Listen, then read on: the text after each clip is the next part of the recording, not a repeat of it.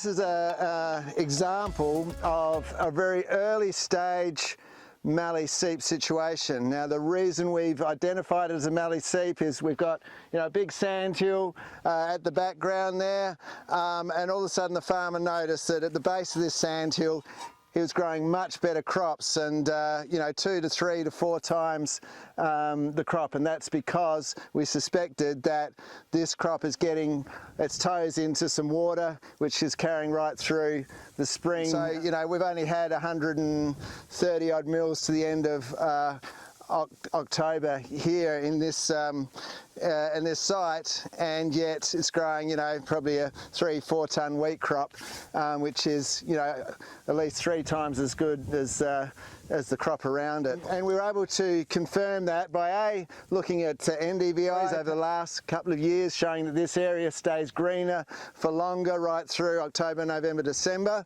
But most of all, we dug a hole here, put a piezometer in, and basically at about 1.10 metre, 1.20 metre, we found that there was indeed a water table, and that water is quite fresh. So there's, it's very probably around 1,000 to 2,000 parts per million. So the question is, how do we manage something like this?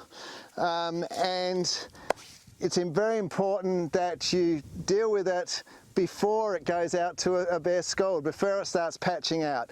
So the idea is we must stop the water flowing into this zone. And so that means that, we've tried some sand amelioration with some deep ripping and some deep placement of manures. And while that did help some of the cropping there, and we did see roots go down deeper, it really didn't do enough to actually stop water coming through, and that's where we see something like lucerne that is there as a deep-rooted perennial, always taking that extra moisture out from depth as being the key to this site. We have tried to establish a strip of lucerne at the base of this sandhill in the past, but just the way the seasons was, that wasn't successful, but we're going to keep trying. But as I've advised the farmer to actually perhaps bring that strip of lucerne right down towards this area where we know the water is sitting just underneath, and so we can really dry it out directly and stop this turning into a scald that could cover 3, 4, 5 hectares here if nothing is done.